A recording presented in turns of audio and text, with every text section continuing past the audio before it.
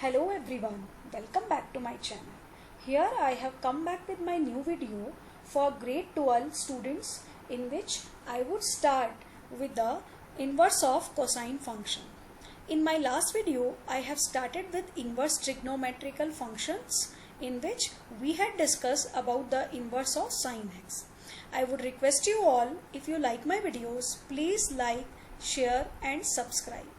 So I would start with inverse trigonometric function cosine inverse x. For that, as we know that what is the domain of cos x is real number set R and range is -1 and 1.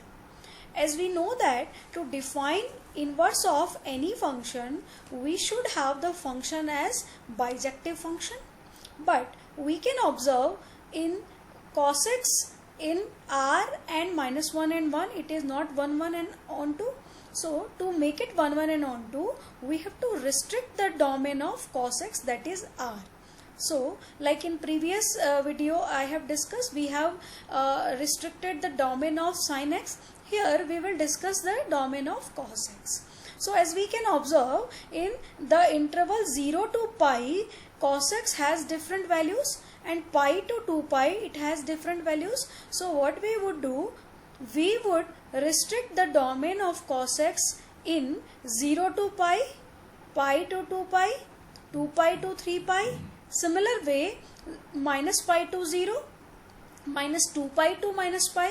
In this way we can restrict the domain of cos x. Respective way we will get the branch of cosine inverse x. So you can observe here everywhere in the interval 0 to pi cos has all the values from -1 to 1. So for cosine inverse x we would restrict the domain of cos x R into 0 to pi. So like sin x, the cosine x function is a function whose domain is the set of all real numbers, as I already explained you about it, and range is the set -1 and 1. So we restrict the domain of cosine x to 0 to pi. Then it will become 1 1 on 2 with the range -1 and 1. Actually we can restrict the domain with the any interval, as I explained you just now.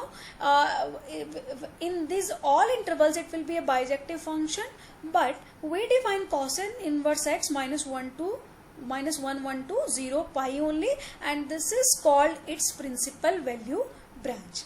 As in other intervals also you will get the respective branches, but we consider 0 to pi only its principal value branch. As like sine we have defined -pi by 2 to pi by 2, here we will define 0 branch.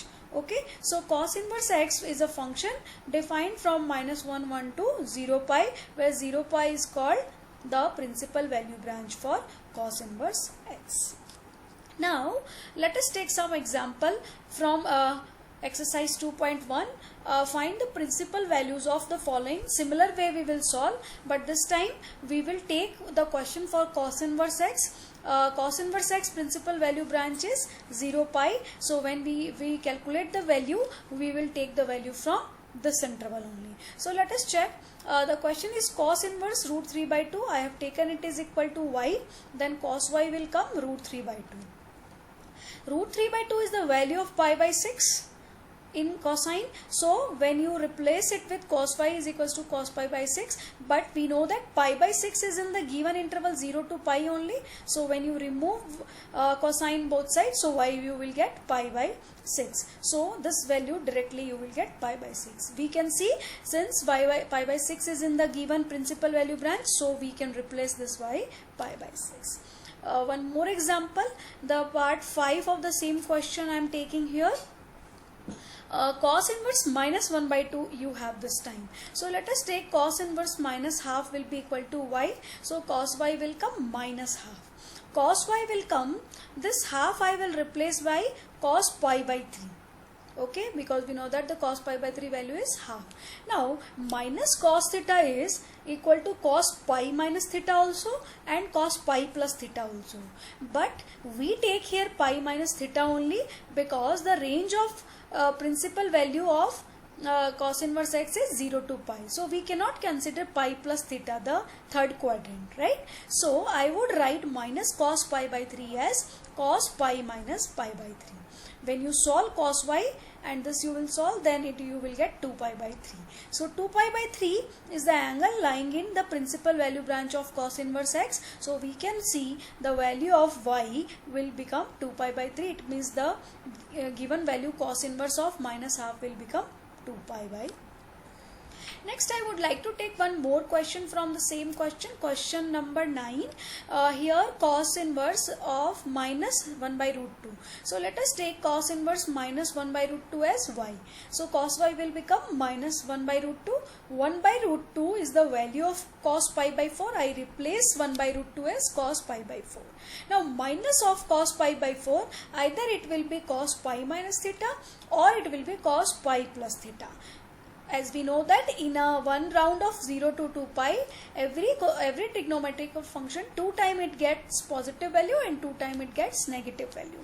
So here it is coming negative value. We will take the second quadrant because we know that the range of principal value of cos inverse x is 0 to pi. We cannot take here pi plus theta. So when I write minus cos theta, I will write it in the order cos pi minus theta. So pi minus pi by 4 here. When you solve pi minus pi by 4, it will come 3 pi by 4. So in that case, y you will get 3 pi by 4. In this way, cos inverse of minus 1 by root 2, it will come 3 pi by 4. So in this way, you can find the principal values of the given inverse function. So in next videos, I will continue with the other inverse function. So I hope you are liking my videos. Please like, subscribe and share. Thank you so much.